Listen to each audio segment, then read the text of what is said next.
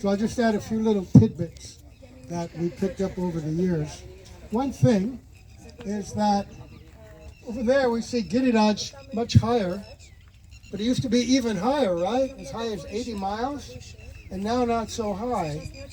And some say it's because he was cursed by Palastra Rishi, right? After being put down and refusing to go any further, he said, well, then I'm going to curse you to become a mustard seed smaller every day.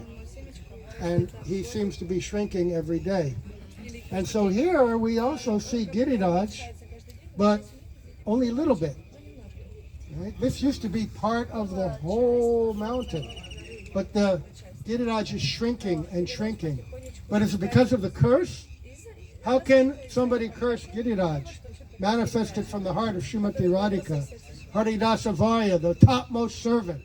No, Gurudev would say that actually he's disappearing because of separation from Radha and Krishna and their beautiful pastimes. And that's how we can understand it. And I remember being here. It's very different here than it used to be. It's so much built up now. This was not here. Almost nothing was here. It was just lots and lots of trees. And if you close your eyes, you could feel the soft breezes wafting over you. And you can imagine that this is a place where the cowherd boys would come. You could imagine the cows coming over the hill, the sounds of bugles and flutes, and all of these wonderful sweet pastimes. And they were in such a pastime when this Shankachuta event happened. They were over there, Baladev and the rest, as was mentioned earlier, near Krishna Sarovara. Krishna was there, but Radhika and her friends were here. And because Krishna wasn't here, then Shankachuta saw an opportunity. Oh, he was so enamored, you can imagine the beauty of the gopis, unparalleled. And he was just completely overcome with lust and desire. And so picking up Radhika's throne and taking a big tree and herding the rest of them, he began to take them for himself, like Ravan, like so many others, trying to enjoy Krishna's own for himself. Very bad. And so, this is the point I wanted to make. So they were being herded off, and the gopis began to cry helplessly. Now, we know the gopis, headed by Radhika, they're Krishna Swarup Shakti. They could burn Shankachuta to ashes with just a glance. But why did they not? And here we get into understanding and appreciating why these different kinds of pastimes take place. Because when they're being herded off and crying for Krishna, then Krishna comes running forward with Baladev like the great hero that he is. And ordering Baladev to stay with the gopis and protect them. Then he goes chasing after Shankachuta. Shankachuta sees him and he begins to run, terrified. Of course he's terrified.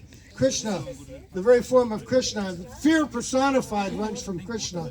Shankachuta, he's handsome, huge, powerful, with a beautiful jewel in his forehead. Before that, she would have posed to nobody. But seeing Krishna running after him, even in that form as a beautiful cowherd boy, he had to run.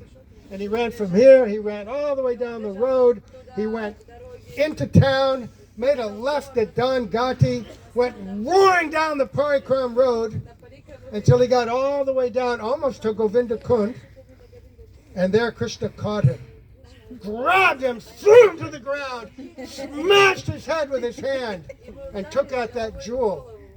What jewel? Shamataka. Many pastimes about the Shamataka jewel, also in Dwarka.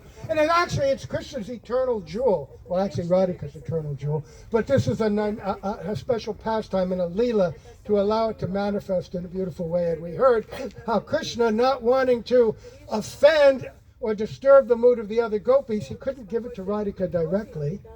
So he gave it to the Nishta or Marumangal or Lalita, it's told in different ways, who then could surreptitiously give it to Radhika. So all these pastimes are just to create and be able to taste the flavor of all these different kinds of prem that can manifest, all these different kinds of moods that can come in the heart. So Shankachuta, he's doing a great service. allowing Radha and Krishna to have this beautiful exchange. You know, Krishna to show himself as the hero, the gopis to express fear. Oh, where is our Krishna? Oh, save us, save us. You know, just very, very sweet. And then the cowherd boys coming after, then beginning to sing beautiful songs about this pastime, which have been carried on to this day. And here we are. You know, they're a very wonderful place. Giriraj disappearing in separation, but maybe when we recite these pastimes, remember our Gurudev, remember him speaking these same things, trying to serve Giriraj and all the beautiful trees who are also immersed in these pastimes, begging for their mercy, begging for their assistance, that one day we'll also be here. Right? One day we'll also be here and witness this with our own two eyes. Okay. There was a jewel which resembled a shankar, conch. That's why it's called Shankachud. What's that?